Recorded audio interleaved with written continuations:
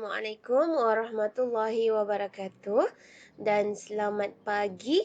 Hari ini kita sambung 1.3 pencegahan dan rawatan penyakit yang disebabkan oleh mikroorganisma. Sebelum kita tengok pencegahan dan rawatan tu, kita tengok dulu apa maksud patogen. Patogen ni, sebelum ni kita sudah tengok apa mikroorganisma yang berfaedah kan, boleh buat minuman, boleh buat roti. Jadi selain daripada mikroorganisma yang berfaedah, ada juga mikroorganisma yang berbahaya. Mikroorganisma yang boleh menyebabkan penyakit kita panggil sebagai patogen. Patogen ialah mikroorganisma yang menyebabkan penyakit. Cikgu ulang ya. Patogen ialah mikroorganisma yang menyebabkan penyakit. Apa teknik ataupun apa kaedah untuk mencegah jangkitan penyakit ni? Di dalam nota kamu tu ada disebut teknik aseptik. Apa itu teknik aseptik? Teknik aseptik ialah prosedur kesihatan. Prosedur kesihatan yang dijalankan untuk menghalang jangkitan patogen atau menyingkirkan patogen yang sedia ada. Sebagai contoh, dalam keadaan sekarang ni kan, famous sangat pasal COVID kan. COVID-19 tu nama penyakitnya kan, Coronavirus Disease 2019. So disingkatkan jadi COVID-19. Itu penyakitnya. So apa yang menyebabkan COVID-19? Virus yang menyebabkan COVID-19 kan. Apa nama virusnya? Siapa tahu? Virusnya tu SARS-CoV-2 kan? SARS-CoV-2.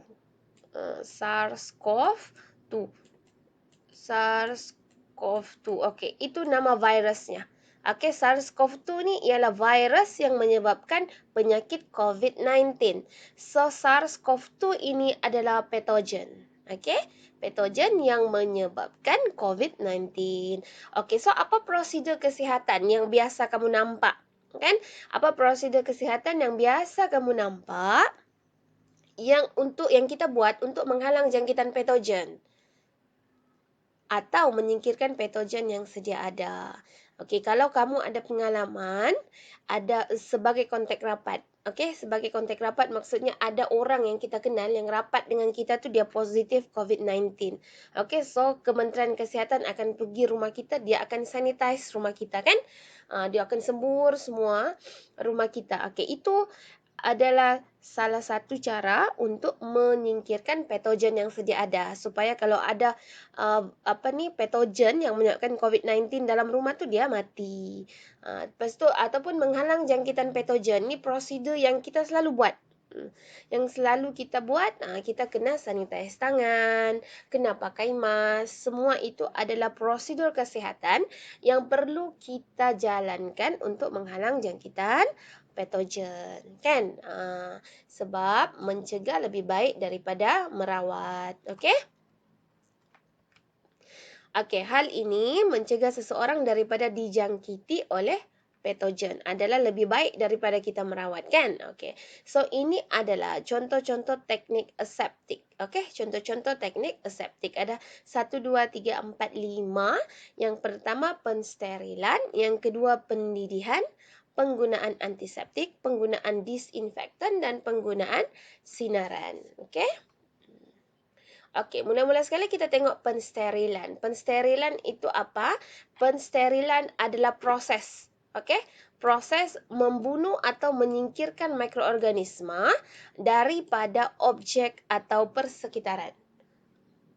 Pensterilan tu adalah proses membunuh atau menyingkirkan mikroorganisma daripada suatu objek atau persekitaran. Dan kaedah pensterilan ni dia bergantung kepada jenis mikroorganisma yang kita mau musnahkan atau kita singkirkan. Contohnya kalau di dalam autoclave, nanti kita tengok ya, autoclave tu suhunya lebih daripada 130 darjah Celsius untuk membunuh mikroorganisma dengan sporanya. Tengok sini. Ini kaedah pensterilan. Okey, ini autoclave. Autoclave ni dia lebih kurang macam oven dan suhunya macam rupanya ni lebih kurang macam oven lah, tapi bukan untuk masak roti lah. Okey, suhunya melebihi 130 darjah Celsius, so spora mikroorganisma pun akan mati bila masuk dalam autoclave. Okey? Ini kaedah pensterilan lah. Yang pertama haba. Haba kita guna autoclave. Okey. Yang kedua menggunakan bahan kimia. Contohnya sabun. Okey. Kenapa sabun ni boleh digunakan sebagai kaedah pensterilan? Sebab nanti kita akan belajar pasal struktur molekul sabun tu. Sabun ni dia akan melekat pada lipid. So dia akan tarik lipid tu.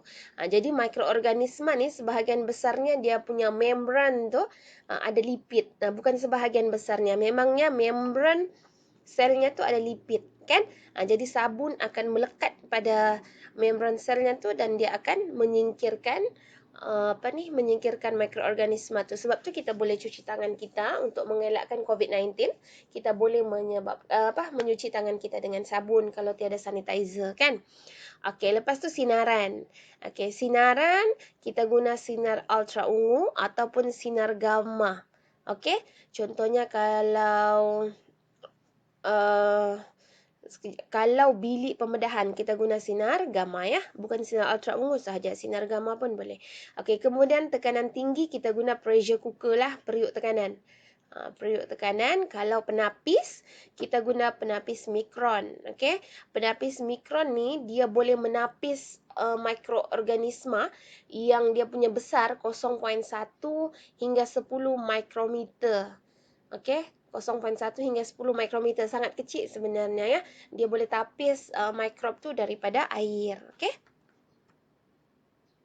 Okey, kemudian kaedah pendidihan. Kaedah pendidihan, biasanya kita akan didihkanlah air pada 100 darjah Celsius untuk membunuh mikroorganisma, dan ni untuk kegunaan di rumah lah. Contohnya kalau botol susu baby. Botol susu baby tu kalau kita mau sterilize dia, kita kasih mendidih dia, kan? Ataupun jarum suntikan dan peralatan doktor gigi. Peralatan doktor gigi, kalau kamu pernah pergi jumpa doktor gigi, ada banyak peralatan yang masuk dalam mulut kita, kan? Selepas kita tu, dia akan sterilize dulu, baru dia akan guna untuk orang lain. Okey? Sebab benda tu mahal, nak boleh pakai buang. So, dia kena sterilize, maksudnya dia kena bunuh mikroorganisma yang ada di situ. Kan dalam mulut semua orang ni ada mikroorganisma, kan? Bunuh mikroorganisma yang ada dalam tu, baru dia boleh guna semula lah. Okey, kemudian antiseptik. Okey, antiseptik ni adalah bahan kimia yang kita sapu pada permukaan kulit manusia. Okey? Ada dua, kan, disinfektan dengan antiseptik. Kalau antiseptik, dia pada kulit manusia. Contohnya pada luka. Betadine ni biasa tengok, kan? Luka untuk mengelakkan jangkitan. Okey?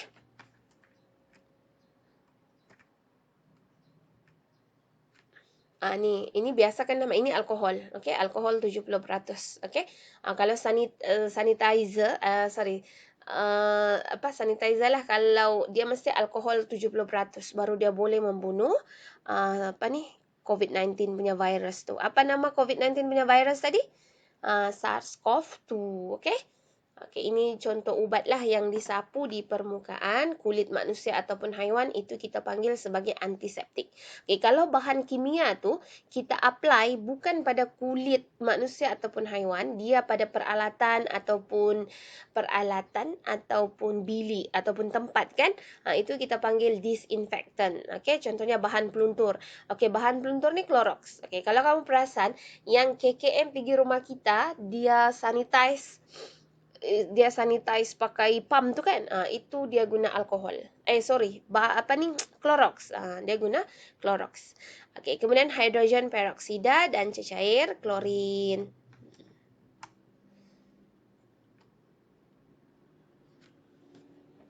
Okey, kemudian sinaran. Sinaran ni, kaedah sinaran ni sinaran yang mengayon. Contohnya sinar UV, sinar X-ray tu, kan? Sinar gamma. Sinar gamma dapat diguna untuk membunuh mikroorganisma. Kalau bilik pembedahan, kita akan guna sinar gamma. Sinar gamma ni dihasilkan oleh bahan radioaktif. Kita sudah belajar masa form 4 kan. Okey, kemudian yang terakhir adalah antibiotik. Okey, apa itu antibiotik? Antibiotik ni adalah ubat kan yang biasa doktor bagi kita. Okey. Antibiotik digunakan untuk merawat jangkitan yang disebabkan oleh bakteria sahaja. Antibiotik ni khas untuk merawat jangkitan yang disebabkan oleh bakteria sahaja. Antibiotik tidak akan berkesan untuk penyakit-penyakit yang disebabkan oleh virus. Contohnya selesma. Okey, batuk. Dia untuk bakteria sahaja. Okey. Lepas tu, antibiotik ni hanya boleh diberikan oleh doktor sahaja. Kalau kamu perasan, antibiotik hanya boleh diberikan oleh doktor sahaja. Pembantu perubatan, nurse, ataupun kalau kita pergi farmasi mau beli ubat, kita tidak boleh beli antibiotik. Antibiotik hanya boleh diberikan oleh doktor sahaja sebab dia adalah ubat yang terkawal. Okey. Lepas tu antibiotik ni bila doktor bagi kita, kita kena habiskan dalam tempoh 1 minggu. Okey, kena habiskan dalam tempoh 1 minggu. Okey, apa itu kerintangan antibiotik? Apa maksud kerintangan? Resistant. Kerintangan antibiotik tu satu keadaan di mana antibiotik tu dia tidak boleh membunuh bakteria. Ataupun satu keadaan di mana bakteria tu dia tidak mati kalau kita ambil antibiotik pun. Antibiotik tu tidak berkesan lagi untuk merawat jangkitan bakteria. Kenapa? Okey, kenapa?